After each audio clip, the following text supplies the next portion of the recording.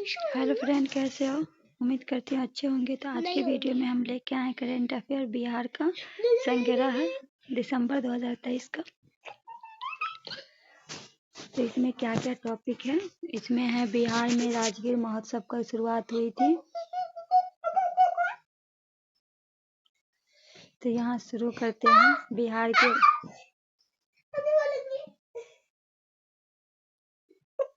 बिहार के राजगीर महोत्सव की जो शुरुआत हुई थी, तो बिहार के राजगीर महोत्सव की शुरुआत हुई चर्चा में क्यों हो, तो ये 30 नवंबर 2023 को बिहार राजगीर महोत्सव की शुरुआत, इसका उद्देश्य बिहार के वित्त वाणिज्य मंत्री विजय कुमार चौधरी ने किया था। इसका किसने किया था? वित्त वाणिज्य मंत्री हैं, उनका नाम है विजय कुमार चौधरी। राजगीर महोत्सव की शुरुआत है, ये सामने मैप है।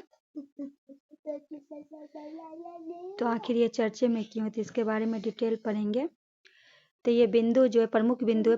पर्यटन विभाग एवं जिला प्रशासन नालंदा के सौने राजगीर महोत्सव का आयोजन 30 नवंबर से 2 दिसंबर 2023 के बीच स्टेट गेस्ट हाउस मैदान में किया गया। कहाँ किया गया? स्टेट गेस्ट हाउस मैदान में किया गया। उसके बाद इस अवसर पर महिला महोत्सव के महिला महोत्सव जो है महोत्सव व्यंजन मेला, पुस्तक मेला, विभिन्न खेल प्रतियोगिता, दंगल प्रतियोगिता, नुक्कड़ नाटक, विभिन्न स्टॉल, विभागीय प्रदर्शन का आयोजन किया गया। सांस्कृतिक कार्यक्रम मगध कला संस्कृति केंद्र की तरफ से भागीरथ गंगा नृत्य नाटिका, ऐश्वर्या निगम, दीपावली साय और सिंगल। इस महोत्सव के अवसर पर 7 दिवसीय ग्राम सरवण मेला का आयोजन 6 दिसंबर तक होगा। 6 दिसंबर तक हुआ है, ठीक है। 7 दिवसीय है। विदित है कि वर्ष 1986 में राजगीर महोत्सव की शुरुआत की गई थी। कब की गई थी? 1986 में की गई थी।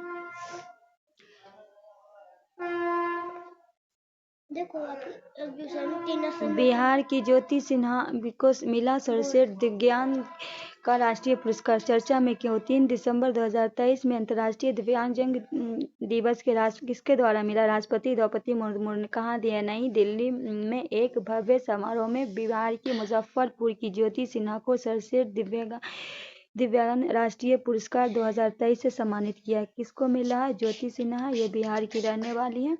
और इनको किनके द्वारा मिला? राष्ट्रपति के द्वारा मिला गया। और कहाँ मिला है? नई दिल्ली में मिला है। प्रमुख बिंदु है विदित होकर अंतर्राष्ट्रीय दिव्यांगजन दिवस में राष्ट्रपति द्रौपदी मुर्मू नई दिल्ली में दिव्यांगजन सशक्तिकरण के लिए विभिन्न क्षेत्रों में अनुकरणीय योगदान के लिए 21 व्यक्ति, कितने व्यक्ति को दिया गया? 21 व्यक्ति को, 9 संस्थान को राष्ट्रीय 9 संस्थान का 21 व्यक्ति है राष्ट्रीय पुरस्कार 2023 प्रदान किया है, ठीक है।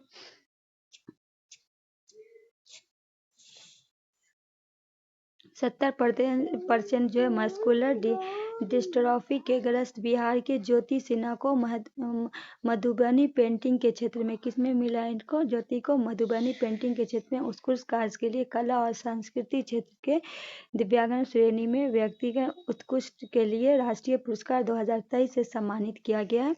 विदित होकर केंद्रीय सरकार 1969 में नियुक्त और कर्मचारी के रूप में ये राष्ट्रीय पुरस्कार प्रदान करने का एक योजना को मंजूरी दी थी। कब दिया गया था मंजूरी? 1969 में। ये पुरस्कार दिव्यांगजनों के संबंधित मुद्दे को जनता को ध्यान केंद्रित करने के लिए उन्हें समाज के मुख्य धारा लाने को बढ़ावा देने के उद्देश्य स्थापित किए गए हैं। राष्ट्रीय पुरस्कार प्रत्येक 3 वर्ष से उत्कृष्ट दिव्यांगजनों के सशक्तिकरण के लिए काम करने वाले व्यक्ति के संगठन राष्ट्रीय दिव्यांग दिवस पर प्रदान किए जाते हैं।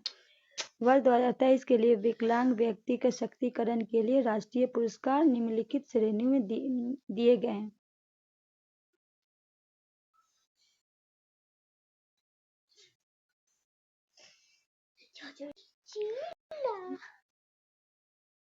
बिहार पंचायत के उपचुनाव के लिए तारीख का हुआ ऐलान। तो चर्चा में क्यों? 4 दिसंबर 2023 को बिहार राज्य निर्वाचन आयोग द्वारा पंचायत के उपचुनाव की तारीख का ऐलान किया गया। राज्य के पंचायत में कुल 1675 पद के लिए उपचुनाव होंगे। कितने पद के लिए? 1675 के लिए। प्रमुख बिंदु राज्य विधान निर्वाचन आयोग द्वारा जारी किए गए अधिसूचना के मतदान की तारीख 28 दिसंबर को निर्धारित की गई, जबकि नामांकन 9 दिसंबर से 15 दिसंबर तक होगी। नामांकन पत्र जांच 16 दिसंबर को होगी, जबकि नामांकन पत्र वापस लेने की अंतिम तिथि 20 दिसंबर निर्धारित की गई। पंचायत के उप निर्वाचन के अंतर्गत जिला परिषद सदस्य, ग्राम पंचायत मुखिया, ग्राम कचेरी सरपंच, पंचायत समिति सदस्य, ग्राम पंचायत सदस्य और ग्राम कचेरी के पंच के लिए चुनाव होगा। जिला परिषद सदस्य के लिए 4 पद। जिला परिषद के लिए कितने? 4 पद। ग्राम पंचायत के लिए 21, ग्राम कचहरी के लिए सरपंच के लिए 36, पंचायत समिति के लिए 20 और ग्राम पंचायत सदस्य के लिए 353, ग्राम कचहरी पंच के लिए 1241 पदों का चुनाव होंगे। 28 दिसंबर को मतदान होंगे, जो सुबह 7 बजे से शुरू कर 5 बजे तक चलेगा। 30 दिसंबर सुबह 8 बजे से मतगणना होगी। विदित पिछली बार 5 सदस्य अन्य रिक्त 2022 का उपचुनाव होगा, मतलब 2022 का जो बचा हुआ उसका उपचुनाव होगा। बिहार पंचायत का चुनाव के लिए तारीख हुआ था, ये है फोटो सामने।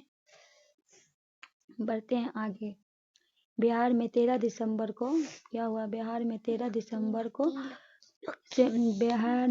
दिसंबर से 2 दिन का वैश्विक निवेशन शिखर सम्मेलन चर्चा में क्यों? 5 दिसंबर को बिहार के उद्योग विभाग के मंत्री समीर महासेठ तथा सूचना जनसंपर्क मंत्री संजय कुमार ने मीडिया में बताया कि उद्योग विभाग द्वारा 13 से 14 दिसंबर पटना के ज्ञान भवन बिहार बिजनेस कनेक्ट 23 का एक वैश्विक निवेश शिखर सम्मेलन Bihar business a global bast का आयोजन किया गया। प्रमुख बिंदु।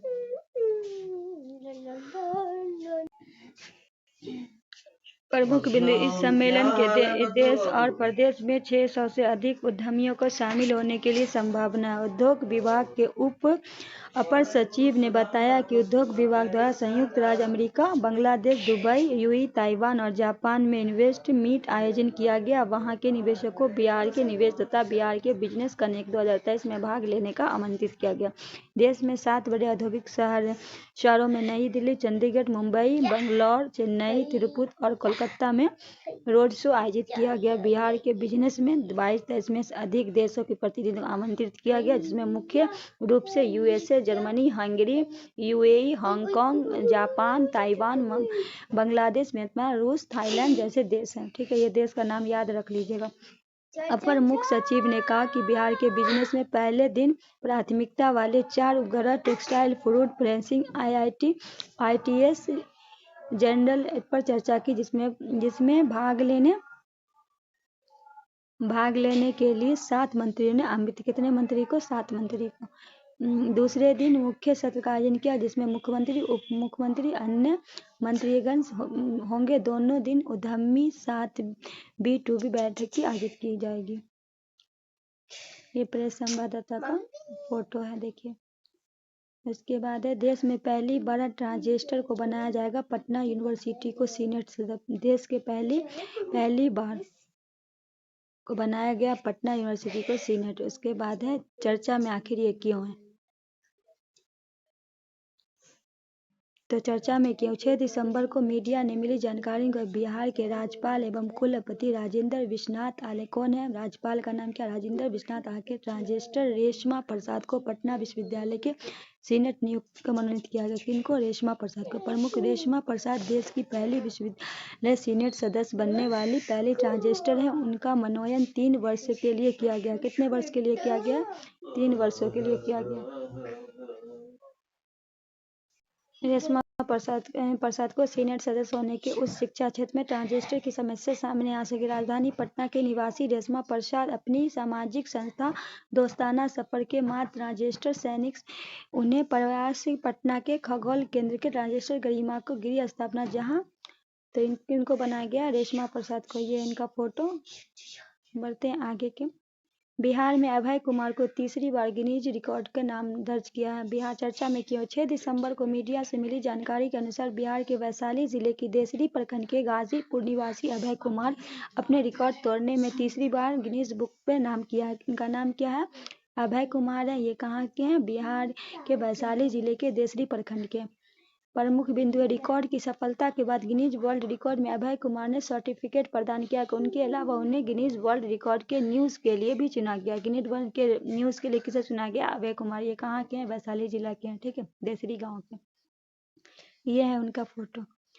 इन्होंने कौन से काम में मिला है? तो इन्हें कंप्यूटर को डिजाइन किए गए 10,000 वर्ष 19 कैलेंडर की तिथियों का जवाब 1 मिनट में देकर अपने द्वारा बनाए गए 1 मिनट में 10,000 वर्ष 16 कैलेंडर की तिथियों का जवाब देने का पिछला रिकॉर्ड। इससे पहले अभय कुमार ने विभिन्न 91 देशों के पासपोर्ट को 1 मिनट में पहचान कर रिकॉर्ड बनाया था। अभय छात्रों के मेमोरी पावर स्मृति सुधार को बढ़ाने के लिए विषय के तथ्यों पर काम समय पर याद कराने के ज्यादा समय याद रखते हैं।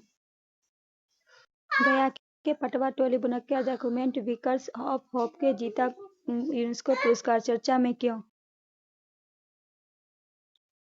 7 दिसंबर 23 को मीडिया की मिली जानकारी का गया को निकट पटवा टोली को बुनक्कर के जीवन पर आधारित document film Weavers of Hope के यूनेस्को की तरफ से पुरस्कृत के सम्मानित किया गया। फिल्म के निर्देशक कौन है?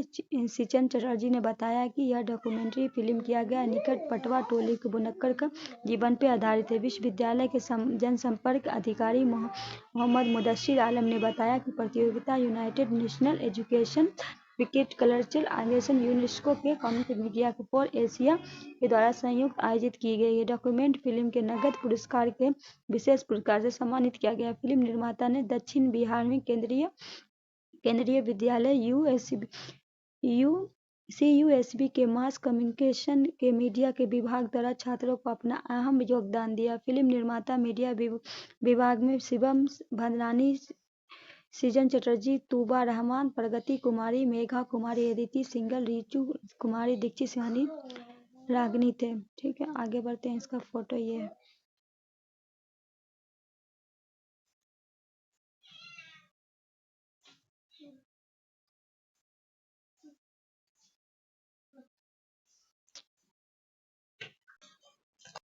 नीति आयोग ने ABP की पहली डेल्टा रैंकिंग में पूर्वी भारत को बिहार के सिवान जिले के अंदर ब्लॉक शीर्ष है। चर्चा में क्यों? 7 दिसंबर 23 को नीति आयोग द्वारा घोषित AC presidential block programme ABP में पहली डेल्टा रैंकिंग में जोन 6 शामिल में पूर्वी भारत के बिहार के सिवान जिले के अंदर ब्लॉक को शीर्ष स्थान मिला। तो ये प्रमुख बिंदु देख लीजिए। एशियन ब्लॉक प्रोग्राम SB की पहली डेटा रैंकिंग के तेलंगाना के आसिफाबाद के तिरियानी कुरुथीम ब्लॉक को पहला, उत्तर प्रदेश कौशाम्बी जिले को कौशाम्बी ब्लॉक को दूसरा, और ब्लॉकों की भौगोलिक दृष्टि के 6 जोनों को विभाजित किया गया। तब प्रत्येक जोन में 2 ब्लॉक की रैंकिंग दी गई थी। जोन 1 जिसमें पहाड़ी और पूर्वोत्तरी राज्यों के साथ साथ द्वीपीय भी शामिल है। पहले और दूसरे स्थान पे अमरी ब्लॉक पश्चिमी कार्बी अंगोल असम और नापोला ब्लॉक सैतुल मिजोरम है। जोन 2 में जिसमें उत्तर भारतीय राज्य शामिल है। उत्तर प्रदेश के बस्ती जिले के हरियाक ब्लॉक का पहला, गाजीपुर जिले को ब्लॉक को दूसरा स्थान दिया गया।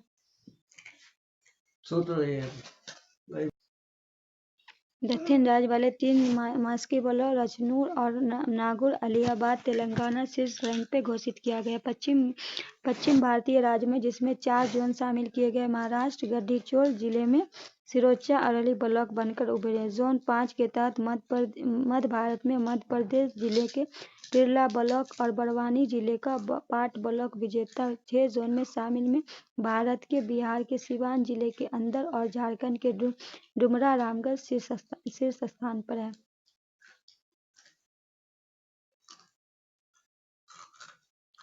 26वें पूर्वी राष्ट्रीय परिषद की बैठक में शामिल हुए मुख्यमंत्री। चर्चा में क्यों? 10 दिसंबर को केंद्रीय मंत्री अमित शाह की अध्यक्षता में बिहार के पटना मुख्यमंत्री सचिवालय स्थित संवाद में 26 पूर्वी परिषद की बैठक जिसमें मुख्यमंत्री नीतीश कुमार शामिल और बैठक की मेजबानी भी की। केंद्रीय सरकार के निवेश पटना पूर्वी क्षेत्रीय परिषद में पांचवी बार बैठक हुई। पूर्व में 1958, 1963, 1985 और 2015 में बैठक हुई थी। कितनी बार हुई थी? 5 बार हुई है। इस बैठक में बिहार, झारखंड और उड़ीसा के पश्चिम बंगाल के मंत्री और वरीय अधिकारी बैठक में शामिल हुए। विदिता को होकर मुख्यमंत्री 28 फरवरी 2020 में उड़ीसा में आयोजित पूर्वी क्षेत्रीय परिषद की बैठक में भाग लिया। मुख्यमंत्री बैठक में कहा कि राज्य सरकार ने अपने संसाधनों जाति आधारित गणना करा ली है, जिससे आंकड़ों की जारी किया गया अनुसार बिहार में कुल आबादी कितने 13,07,25,310 है, जिसमें 53,72,022 लोग बिहार से बाहर हैं। 12,53,53,000 राज्य में कितने 12,53,53,000 राज्य में है और 53,72,022 बाहर हैं। जाति आधारित गणना में पिछड़ा वर्ग में है 27.12%, अत्यंत पिछड़ा में 36.1%, आश्रित सुनिश्चित जाति में 19.65%, अनुसूचित जनजाति में 1.68% तथा सामान्य में 15.52% की आबादी पाई गई है। मुख्यमंत्री द्वारा मुख्यमंत्री ने बताया कि राज्य में आरक्षण में 50 से बढ़ाकर 65% कर दिया गया, जिससे के लिए कानून पारित किया गया था। सामान्य वर्ग की आर्थिक रूप से कमजोर लोगों को पूर्व में 10% आरक्षण, ईडब्ल्यूएस को सभी को मिलाकर कुल 75% हो गया। मुख्यमंत्री ने कहा 65 से 75 हो गया। मुख्यमंत्री ने कहा कि जातीय गरीब परिवार के लिए 29.9%, सामान्य वर्ग के लिए 33.16%, पिछड़ा वर्ग के लिए 33.58%, अति पिछड़ा के लिए 42.93%, अनुसूचित जाति के लिए 42.70%, अनुसूचित जनजाति वर्ग के लोगों गरीब हैं। तभी वर्गों की गरीब परिवार की कुल संख्या कितनी है 94 लाख है। मुख्यमंत्री ने कहा कि गरीब परिवार को आगे बढ़ाने के लिए एक सदस्य को रोजगार के लिए 2 लाख रुपए की सहायता योजना बनाई गई। जिन परिवारों के पास आवास घर नहीं है, जमीन खरीदने के लिए 60,000 से 1 लाख रुपए दिया जाएगा। मकान बनाने में 1,20,000 रुपए लगेंगे। वर्ष 2018 में सत्ता के तहत अत्यंत निर्धन पर रोजगार हेतु 1 लाख रुपए की सहायता को बढ़ाकर 1 लाख को बढ़ा के कितना कर दिया गया 2 लाख रुपया।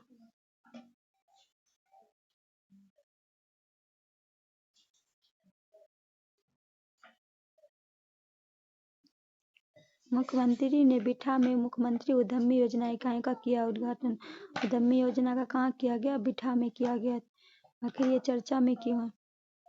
12 दिसंबर को मुख्यमंत्री नीतीश कुमार ने पटना जिले के बिठा सिकंदरपुर औद्योगिक केंद्र प्लग एंड प्ले शेड में मुख्यमंत्री उद्यमी योजना के इकाई उद्घाटन प्रमुख बिंदु। इस अवसर पे मुख्यमंत्री नीतीश कुमार ने अनुसूचित जनजाति, अत्यंत पिछड़ा वर्ग, महिला, युवा उद्यमी के लिए लाभार्थी 2 किस्त दिया। इसके तहत मुख्यमंत्री ने भोजपुर, आस्था टेक्सटाइल, प्रियंका एवं आनंद को 3-3 लाख रुपए से चेक प्रदान किया गया। ये इम्पोर्टेंट है, ये तीनों का नाम याद रख लीजिएगा। इस अवसर पर मंत्रिपरिषद में नवनीत ब्रिटेनिया लिमिटेड का उद्घाटन किया। वर्ष 2011 में ब्रिटेनिया ने प्रथम महाजिम 12 दिसंबर को दूसरी इकाई का उद्घाटन उत्पादन के कार्य शुरू किया गया।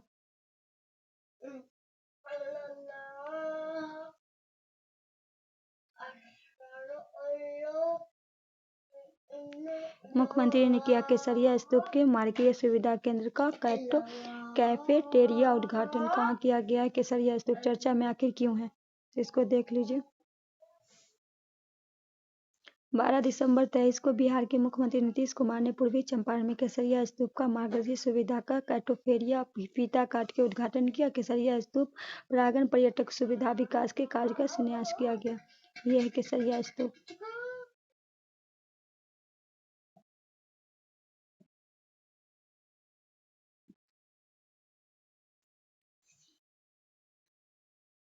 इस योजना में लागत राशि जो है 6.90 करोड़ रुपए का कैफेटेरिया बन जाने का यहाँ आने वाले पर्यटक को ठहराने की सुविधा होगी। केसरिया स्तूप का परागण पर्यटकीय सुविधा कार्यों का महत्वपूर्ण योजना की लागत 19.77 करोड़ रुपए है। यहाँ बौद्ध प्रतीक चिन्हों की विशिष्ट महत्व रखने वाले केसरिया स्तूप के पास से इसकी एक प्राकृतिक निर्माण किया जाएगा। इसमें मुख्य स्तूप को विलुप्त भाग संरचना को उकड़े मुख्य संरचना जो चारों ओर लाल 8 लघु प्राकृतियां बनाई, कितना 8 बनाई गई है, जिसमें विश्व शांति स्तूप, महाबोधि मंदिर, नालंदा विश्वविद्यालय, भानेस अशोक स्तंभ, वैशाली विक्रमशिला गुफा, बौद्ध स्थल, बराबर की गुफा एवं अजंता स्तूप शामिल है। इस पर्यटक को बौद्ध वास्तुकला की संपूर्ण झलक मिलेगी। स्तूप जैसी आकृतियां के अंदर 45 सीट है, सीट की संख्या 45 है, निर्माण किया गया। इस संरचना में भगवान बुद्ध की लघु विस्तृत प्रदर्शनी दिखाई जाने के लिए प्रदर्शनी हाल में प्रबंध किया गया। इस योजना में बिहार राज्य के पर्यटन विकास निगम द्वारा कराया गया। किसके द्वारा कराया गया? बिहार, ये इम्पोर्टेंट बनता है, बिहार राज्य के पर्यटन। इस योजना के अंदर टूरिस्ट विजिटिंग सेंटर का भवन का निर्माण कराया गया। इसके बाद मुख्यमंत्री ने पुरौना धाम परिसर विकासात्मक कार्यों का किया संन्यास। तो 13 दिसंबर को मुख्यमंत्री नीतीश कुमार ने सीतामढ़ी जिला के अंतर्गत पुरौना धाम मंदिर मां जानकी जन्मभूमि के परिसर कार्य का संन्यास किया। यह है पुरौना धाम का। पुरौना धाम बिहार के रामायण मंदिर रामायण सर्किट से जुड़ा महत्वपूर्ण स्थल में से एक है, जो पुरौना धाम मंदिर परिसर कराए जाने का विकास कार्य लगभग 72.74 करोड़ रुपए का व्यय है। इसके विकास के लिए पुरौना धाम मंदिर के चारों ओर एक छतदार परिक्रमा पथ का निर्माण किया, जिसमें बलुआ पत्थर का उपयोग किया गया। इस परिसर में पर्यटकों को सुविधा के लिए जानकी महोत्सव मैदान, वाहनों के लिए पार्किंग के लिए कैफेटेरिया, सीता वाटिका समीप ध्यान रखने के लिए शांति मंडल का निर्माण किया गया। देवी सीता के जीवन वृत्तांत दर्शाने वाली के व्यवस्था का प्रावधान जो पर्यटक के रूप में होगा। उसके बिहार में बिजनेस कनेक्ट 2023 में 530 करोड़ रुपए का एम किया हस्ताक्षर। चर्चा में क्यों? 14 दिसंबर को मीडिया से मिली जानकारी के अनुसार वैश्विक निवेशक शिखर सम्मेलन बिहार बिजनेस 2023 के दौरान विभिन्न क्षेत्रों में 300 कंपनियों के साथ 530 करोड़ रुपए की सहमति एमओयू ने किया हस्ताक्षर।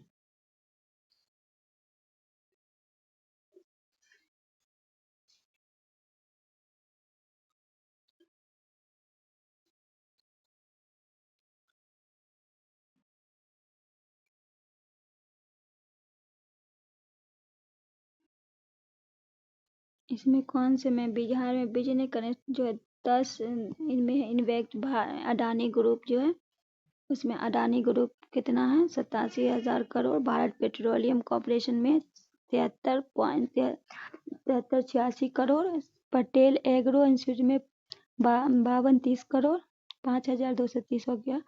होटल लेक के लिए 22,000 करोड़। ईडो यूरिन हॉस्पिटल के लिए 22,000 करोड़।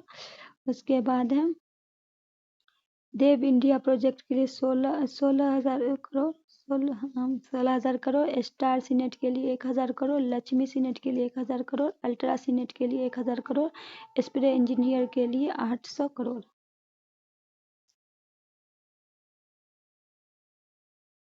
बिहार में अब कमर्शियल वाहनों पर डिवाइस लगाना हुआ अनिवार्य। चर्चा में की। 7 दिसंबर को मीडिया से मिली जानकारी से बिहार में प्रत्येक कमर्शियल वाहनों को व्हील लोकेशन ट्रैकिंग डिवाइस का प्रमुख बिंदु। परिवहन के अनुसार राज्य के सार्वजनिक परिवहन के गाड़ियों के महिला एवं यात्रियों की सुरक्षा के लिए व्हील लोकेशन ट्रैकिंग का डिवाइस का इमरजेंसी बटन लगाना अनिवार्य होगा। इस डिवाइस लगाने पर परिवहन द्वारा वाहनों में फिटनेस प्रमाण पत्र नहीं दिए जाएंगे। साथ साथ उसे गाड़ी के मालिक पर 5,000 रुपया जुर्माना होगा। अगर नहीं लगाया जाएगा तो कितने का जुर्माना होगा? 5,000 का। वर्तमान में पटना, गया, दरभंगा, भागलपुर एवं मुजफ्फरपुर में तेजी से लगाया जा रहा है, क्योंकि इन शहरों में सार्वजनिक गाड़ी की संख्या अधिक है। कहाँ कहाँ? गया में, पटना में, गया में, दरभंगा में, भागलपुर और मुजफ्फरपुर। यह एक ऐसा डिवाइस है जिससे पता चलेगा कि वाहन किस जगह पे। इसे परिवहन विभाग कंट्रोल रूम से प्रत्येक वाहनों का लोकेशन सही जानकारी मिलेगी। मुख्यमंत्री ने नवादा में गंगा जल आपूर्ति योजना का किया लोकार्पण। चर्चा में 15 दिसंबर को मुख्यमंत्री नीतीश कुमार ने जिला के कादिरगंज के पौड़ा गांव के गंगा जल आपूर्ति योजना का लोकार्पण किया। मुख्यमंत्री नीतीश कुमार ने 36 मिलियन लीटर का क्लियर वाटर पंप हाउस का उद्घाटन। कितना? 36 लीटर। मुख्यमंत्री नीतीश कुमार ने नवादा के घर तक गंगा जल शुद्ध पेयजल पहुंचाने की शुरुआत की। इस कार्यक्रम के दौरान गंगा जल आपूर्ति पर आधारित लघु फिल्म मुख्यमंत्री समक्ष प्रस्तुत की गई। गंगा जल आपूर्ति योजना के अंतर्गत मास्टर अंडरग्राउंड एम का निर्माण किया गया। रिवाइजर सीधे बुडको को 4 सब हाउस में पानी भेजा जाएगा। इसे पंप माध्यम से 4 वाटर टैंक को भेजा जाएगा। प्रत्येक वाटर की क्षमता जो है लगभग 4.5 लाख 4 मीटर होगी। कितना? 4.5 लाख मीटर। गंगा जल आपूर्ति योजना के अंतर्गत प्रत्येक व्यक्ति को प्रतिदिन कितना 135 लीटर 8 से 9 बाल्टी की दर से गंगा जल आपूर्ति की जाएगी। गंगा जल आपूर्ति योजना में होने वाले नवादा शहर के लोगों के साथ साथ होटल में, धर्मशाला में, शिक्षण संस्थान में इत्यादि में पेयजल की आपूर्ति होगी। इसके साथ साथ विद्युत आपूर्ति में के लिए पौड़ा स्थित जल संशोधन संयंत्र के पास भी अलग विद्युत स्टेशन का निर्माण किया गया। ये है गंगा जल का फोटो।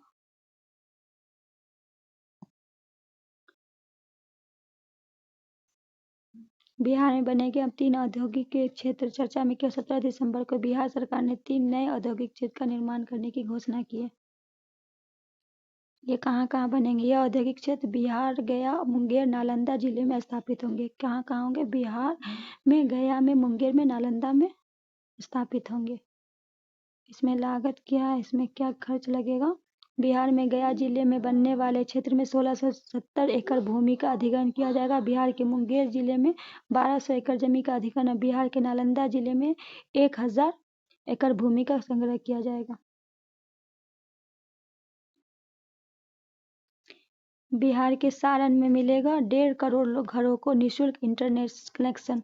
20 दिसंबर 23 को मीडिया में मिली जानकारी के अनुसार भारत की नेट उद्यमी योजना के तहत ऑप्टिकल फाइबर गेटवे बिहार के सारण जिले के हर गांव के लोग को फ्री में नेट कनेक्शन मिलेगा।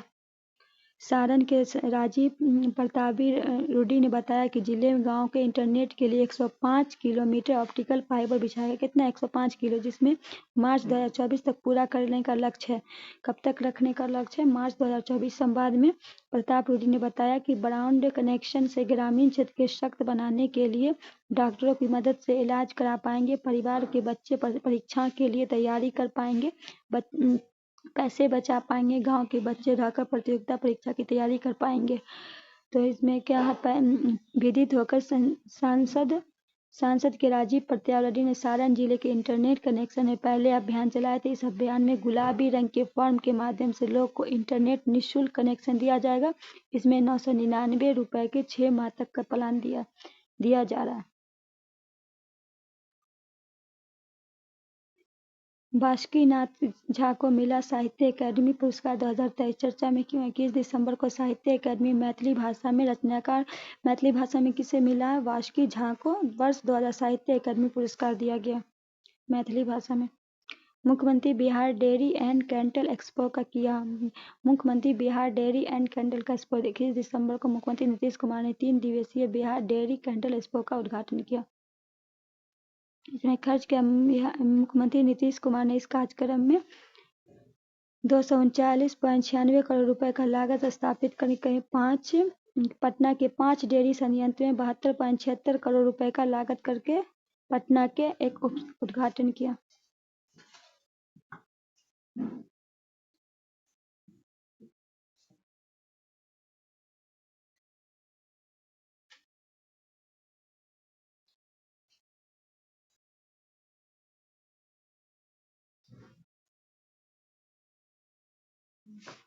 अठारहवें भोजपुरी फिल्म अवार्ड 23 की हुई घोषणा। चर्चा में क्यों? 23 दिसंबर को मुंबई में कांदिवली समारोह में 18वें भोजपुरी फिल्म अवार्ड 23 की घोषणा की गई। 18वें फिल्म में अवार्ड 2023 में अभिनेता अरविंद अकेला किसको मिला? अरविंद अकेला को उर्फ कल्लू को सर्वश्रेष्ठ अभिनेता अवार्ड से नवाजा गया। 18वें भोजपुरी फिल्म का अवार्ड 2023 की अभिनेत्री आम्रपाली दुबे को सर्वश्रेष्ठ अभिनेत्री का अवार्ड सम्मानित किया गया। इसके साथ प्रमोद शास्त्री सर्वश्रेष्ठ निर्देशक, रंजना सिन्हा सर्वश्रेष्ठ पीआरओ बने।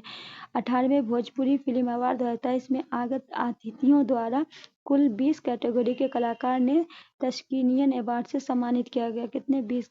विधि होकर चर्चा 2005 में भोजपुरी फिल्म अवार्ड की कब शुरुआत हुई थी? 2005 में। नई पर्यटन नीति क्या आके चर्चा में क्यों? हाल में बिहार के कैबिनेट पर्यटन द्वारा आधारभूत सुरक्षा संग्रह समावेशी विकास के निवेश प्रोत्साहन के लिए बिहार पर्यटन नीति 2023 की स्वीकृति दी। इस नीति के उद्देश्य से राज्य के पर्यटन स्थल के पास मूलभूत बुनियादी ढांचे का विकास करने के हितधारकों के लिए प्रावधान शामिल किया गया। नई नीति के निर्देशों के लिए वित्तीय प्रोत्साहन है। 10 करोड़ रुपए के निवेश के लिए 30% की सब्सिडी, 50 करोड़ रुपए के लिए 25% की, 50 करोड़ रुपए के अधिक के लिए 25%, अधिकतम 25 सीमा 25 करोड़ रुपए, भूमि के पट्टे बिक्री, स्टाफ शुल्क की पंजीकरण शुल्क का एक मुश्त 100% प्रति 5 वर्ष के वाणिज्य संचालन, वस्तु सेवा जीएसटी के 80% प्रतिशत, नई पर्यटन इकाई में 5 वर्षों के विद्युत शुल्क में 100% प्रति सूचीबद्ध होटल, रिसर्च, टूर ऑपरेटर, पर्यटक गाइडलाइन रोजगार प्रदान करने के प्रति दी जाएगी। किसी अंतर्राष्ट्रीय मान्यता प्राप्त एजेंसी को हरित प्रमाण पत्र में 100 लाख रुपए की सहायता प्रदान की जाएगी। कितने? 100 लाख। बुनियादी ढांचा परियोजना की मंजूरी। हाल में केंद्रीय मंत्री बिहार के पूर्व 5,500 करोड़ रुपए के अधिक बुनियादी ढांचा परियोजना की मंजूरी दी। कितना? 505 की गई। अधिक मामले में कैबिनेट समिति त्रिपुरा खोवाई के हरनिका तक राष्ट्रीय राजमार्ग 135 किमी लंबाई सड़क पक्का और 2 लेन करने का सुधार चौड़ीकरण के लिए 2,486.78 करोड़ की परियोजना को मंजूरी दी है। नोट सीसीईए में वर्ष 2024 के लिए खोपड़ा हेतु न्यूनतम समर्थन मूल्य एमएसपी को मंजूरी देने का प्रावधान। बिहार के दीघा सोनपुर जोड़ने वाले गंगा 4.56 किमी लंबे 6 लेन पुल का कैबिनेट ने मंजूरी दी है। पटना जिले के दीघा सारण जिले के सोनपुर वर्तमान में रेल सह सड़क पुल के जुड़े हैं। इसका उपयोग केवल हल्के वाहनों द्वारा किया जा सकता है। सूचना प्रसारण अनुराग, नया पुल उत्तर और दक्षिण बिहार को जोड़ेगा। अवैध रेत खनन। हाल में बिहार पुलिस ने अवैध रेत खनन के खिलाफ बड़ी कार्रवाई करते हुए रेत तस्करों को गिरफ्तार किया। सोन नदी के पास ऑपरेशन अवैध रेत खनन गतिविधियां चलाए शामिल शक्तिशाली आपराधिक के खिलाफ चल रही लड़ाई में एक महत्वपूर्ण कदम का प्रतीक है। भारत में रेत खनन को रोकने के खान के खनिज विकास का अधिनियम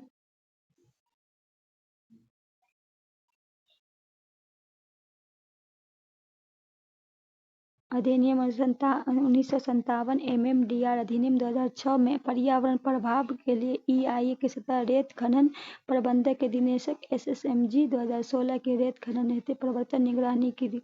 सोन नदी के मध्य भारत की सिंयाची नदी के पास गंगा की दूसरी सबसे बड़ी दक्षिण सहायक नदी है। इसके बाद यह बिहार के पटना के निकट गंगा से मिलती सहायक नदियों में घाघरा नदी जो है, सहायक नदी में घाघरा नदी, जोइला, छोटी महानदी, बनारस प्रमुख बांध में मध्य प्रदेश बांसर और बांध की पिपरी रिहंद शामिल है। ये है रिवर गंगा नदी। उसके बाद है वाल्मीकि टाइगर। वाल्मीकि में संख्या बढ़ गई है। वाल्मीकि टाइगर जो रिजर्व में उसमें संख्या बढ़ गई है। तो चर्चा में क्यों हाल में राष्ट्रीय बाघ संरक्षण एनटीसीए के आधारित वाल्मीकि टाइगर वीसीटीआर के बाघों की आबादी में वृद्धि करने की घोषणा। इसमें बड़ी बिल्लियों की संख्या 31 वर्ष 18 में से 54 वर्ष 23 तक की वृद्धि हो गई है। बिहार सरकार ने कैमूर वन्यजीव अभयारण्य वीटीआर के बाद राज्य का दूसरा बाघ अभयारण्य घोषित करने के लिए पहला बाघ का दूसरा कहाँ बनेगा? बाघ का दूसरा बिहार में कैमूर बनेगा। बिहार में एकमात्र बाघ अभयारण्य टाइगर रिजर्व जो भारत के हिमालय के तराई वन सबसे पूर्वी सीमा निर्धारित करता है। बिहार के पश्चिमी चंपारण जिले में उत्तर से नेपाल के पश्चिम उत्तर प्रदेश से सीमा साझा करता है। गंगा मैदानी भौगोलिक क्षेत्र में इस टाइगर रिजर्व की वनस्पति भावर तथा तराई क्षेत्र है। भारतीय वन सर्वेक्षण रिपोर्ट 21 के अनुसार इसमें कुल क्षेत्रफल 85.71 भाग वंचित है। वाल्मीकि टाइगर रिजर्व वन में पाए जाने वाले बाघ स्थाल भालू, तेंदुआ, जंगली कुत्ता, बाइसन, जंगली सुअर आदि का शामिल है। गंडक, पढ़ाई, मनोर, हरवा, मसान तथा भसवा नदी अभयारण्य विभिन्न हिस्सों में प्रभावित होती है।